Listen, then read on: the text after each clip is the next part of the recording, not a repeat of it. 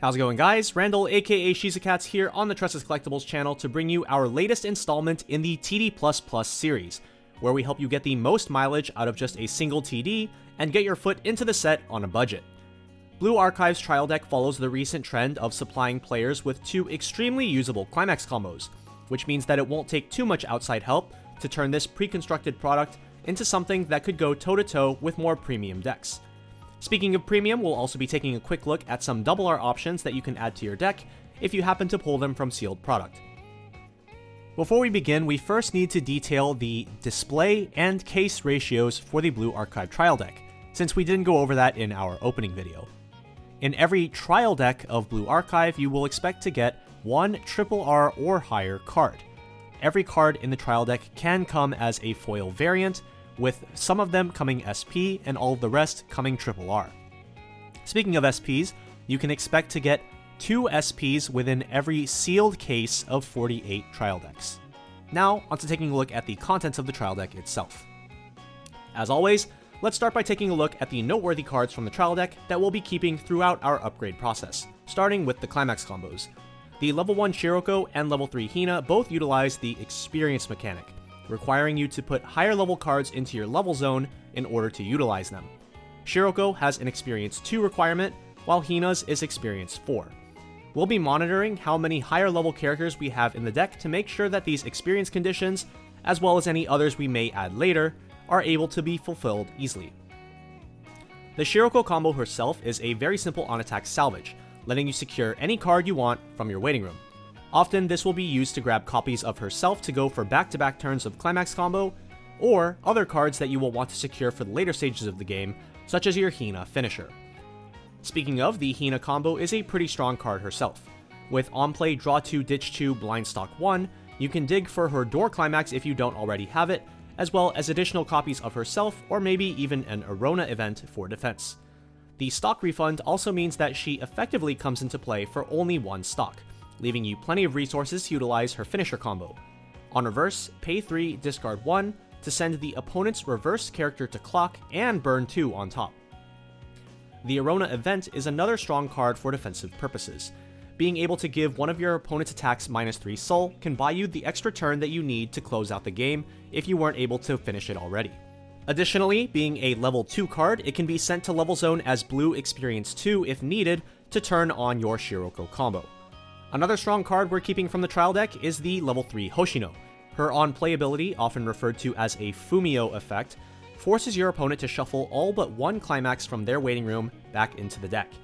When your opponent's deck is extremely well positioned to cancel, this can be the perfect tool to ruin the opponent's day.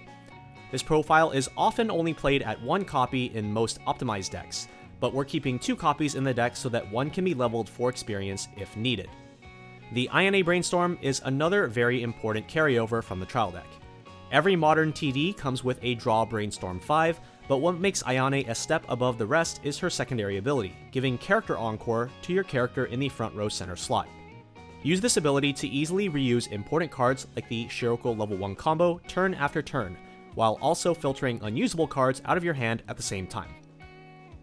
These aren't all of the trial deck cards we're keeping in the list, but we'll take a look at the other ones down the line.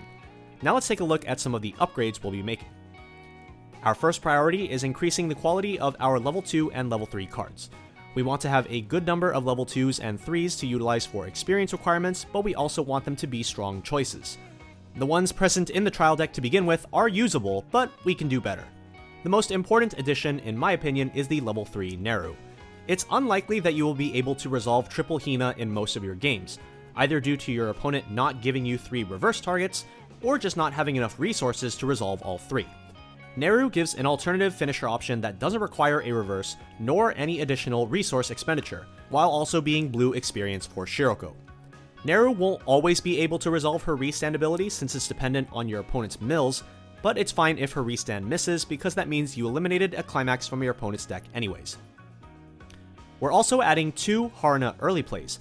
She can be played at level 2 if you have 2 or fewer climaxes in your waiting room, and on play lets you dig up to 5 cards to grab any card from among them and add it to your hand without showing your opponent. This is another way you can add events to your hand alongside the Hina level 3, Ayane Brainstorm, or drawing them naturally. Since we've taken our level 3 support Chinatsu out of the deck, We need something to go in her place, so we're playing one copy of the Akko 2-1 Assist.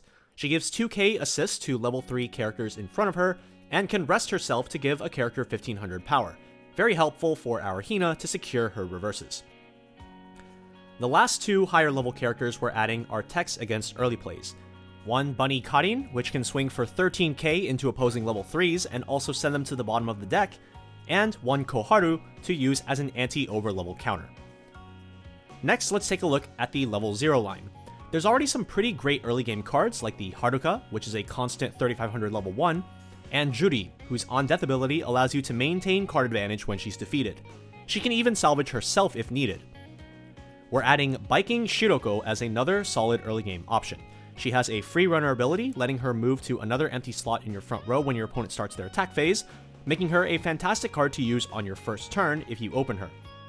Her on-play ability of discarding a climax to salvage a character is also a solid utility effect that can come in handy if you draw her later on into the game when her runner ability isn't relevant anymore. Alongside the Ayane Brainstorm we mentioned earlier, Serika and Yuka are two more serviceable utility cards that we're keeping from the trial deck. Serika is a drop searcher that can even be a 3500 body, while Yuka's Twin Drive can help keep climaxes out of stock by paying them out as they get triggered.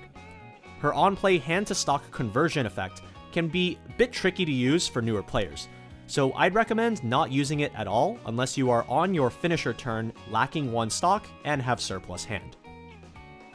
Finishing off our level 0 line are one copy of Aris Climax Swap, important for securing the proper climax for our combos, and one copy of Reisa, which can pull an opposing character to the front line. If the opponent tries to play around your Hina finisher by crashing their entire board and leaving you no bodies left to reverse, you can use Reisa to pull a back row character to the front and get a reverse that way. Speaking of pulling up characters, we're also adding in two Prefect Team events, which can also move our opponent's characters while simultaneously giving us an on-reverse salvage. As the picture would suggest, this event is tailor-made to be used with the Hina level 3. Finally, we have the level 1s. Shiroko combo is going to be the main star of the show, so we've dropped all of the other level 1s from the trial deck, but the few cards that we've decided to add in their place have some strong utility that you won't want to be missing. First up is Hibiki, whose on-play ability can summon a level 0 from the waiting room, letting you easily secure your Ayane Brainstorms. Secondly is the Nozomi level swap, which can fix up your level zone so that you have the proper levels to fulfill experience requirements. Both are also solid attackers and should have little to no problem contesting opponents' level 1 boards. The game plan for this deck is fairly straightforward. Early game cards such as Haruka, Juri, and Shiroko are the ones that you will mainly want to be seeing in your opening hands, with Serika also being noteworthy despite being a utility piece, for her 3500 power. Moving into level 1, you will want multiple copies of Shiroko to use her climax combo and maintain hand size. Use effects such as your Juri and Serika to secure them in the level 0 game. You will often want to try to use the Shiroko combo multiple times as the game progresses, using the combo to salvage additional copies and using Ayane to encore the ones that you already have in play. Ultimately, you will just want to be stocking up on copies of your Hina finisher to use at endgame, but cards such as the Haruna early play and Karin Bunny can be great additions to your board before you've reached level 3. Once you're at level 3, here are some example setups and resource thresholds to look out for. Double Hina requires starting the turn with 5 stock and needs the opponent to have 2 valid reverse targets. Double Hina plus Neru or Hoshino requires 7 starting stock. Triple Hina requires 9 starting stock, which can be a bit ambitious, but more importantly requires the opponent to give you 3 reverse targets, which is going to be the bigger problem most of the time. Ultimately, I would suggest aiming for 2 Hinas and then look to grab either Neru or Hoshino to finish off your board. Lastly, here are a couple double R cards that you can consider slotting into your deck to really give it an extra push. Sports Yuka is the premier blue experience target of Blue Archive, being an early play that not only heals but lets you handfix at the same time for no additional cost. Notably, our TD++ does not have any healers in it, instead going for a more offensive approach, so consider this as the priority recommendation to add to your deck. Rest assured, this card sees play in many optimized builds of Blue Archive, so even once you graduate from the Trial Deck++ to something stronger, you will still get good use out of these cards. Summer Miyako is the other big potential addition that we're recommending. She is a constant 3k power level 0, while also having an extremely powerful ability. On play, she can assign the Clean Cut effect to any of your characters, which would allow you to preserve one of your other attackers and move it to the back row to use on future turns. Ordinarily, this effect is limited to cards with around 3000 or 3500 power, like the Miyako herself. But the fact that Miyako can assign the ability to any of your characters means that you can leverage it off of level 1 and higher characters that have much more power. And that's going to wrap it up for our Blue Archive TD++. Coming up on the channel, we will have Simu's deck profile for the set, followed up by our gameplay block. Unfortunately, I was sick at the time of recording the games, and honestly, I'm still a little bit sick at the time of this recording, so I won't be playing any of the games for this set. However, Simu and Mike are definitely bringing the heat with this block, and you won't want to miss what they've come up with. Until then, this has been Randall, aka Shizakats, on the Tressa's Collectibles channel, and we'll see you guys in the next one. Bye!